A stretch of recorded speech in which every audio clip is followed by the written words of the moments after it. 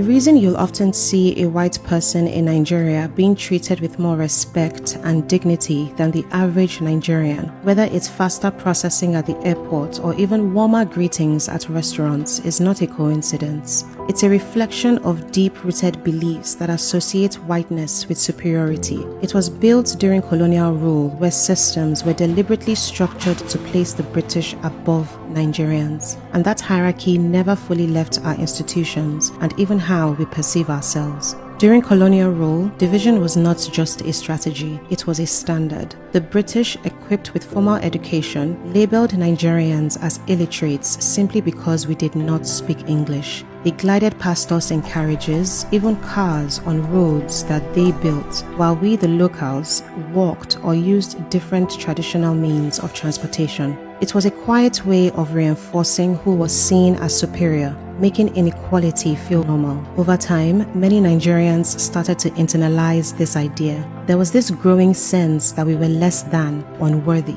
So when Western education and religion were finally introduced, they became symbols of dignity and self-worth. Those who were privileged to work with colonial masters adopted their lifestyle, creating a class of Nigerians that equated accessibility to the British with success. After independence, instead of fully breaking away, we began to imitate them. Being civilized became tied to speaking English, adopting foreign norms, and pushing out our own culture and traditions. Today you still see it. You see professionals on national news straining their voices to sound British, then stumbling through their own mother tongue as if it's a foreign language. Until we truly value our own identity, we will keep placing others above ourselves, rushing to serve foreigners with urgency while also overlooking our own people in our own country. And it wouldn't just show in small moments, it will also reflect in leadership, where a flight to the UK will be deemed as more important than a crisis at home. Until we begin to value ourselves, no one will value us. Fair flipping play, ladies and gentlemen. She spoke the truth,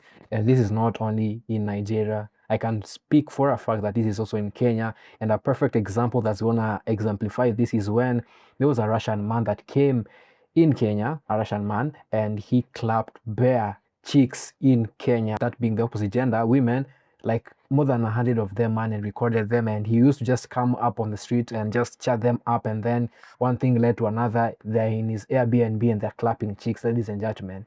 And that showing the double standards of how, in this case, African women like perceive the white man being more superior than the local man, the African man who's trying to chat her up and maybe just trying to build a relationship and see where things go by. But nah, bruh, the white man is actually more, in that regard, meaning that the white man is doing their own thing.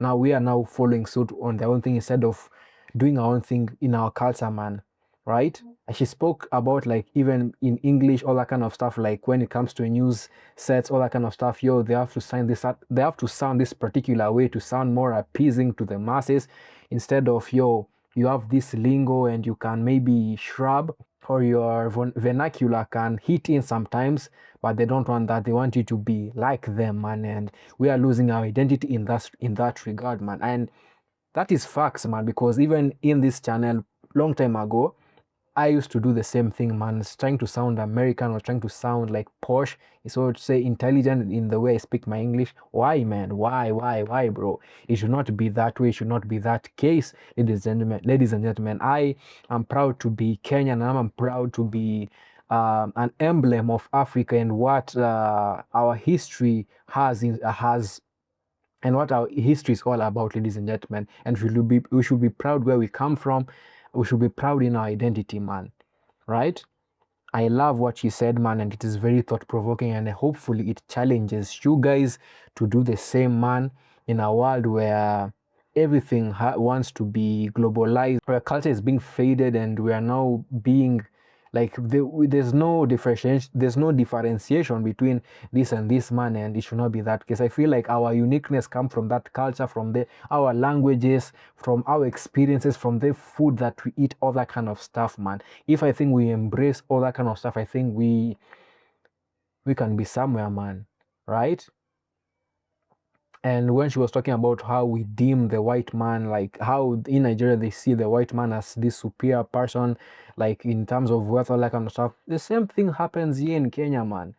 Like a foreign national can come here, man, and the way they treat that person, man, compared to you, is mad, fam.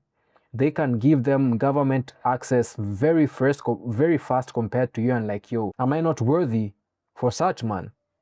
You get me? The double standard is crazy, and again, as he said, it's a colonial mindset, or it is something that is deeply rooted from way back that we need to change, and they feel like this generation, this current generation, has the power to do that, ladies and gentlemen.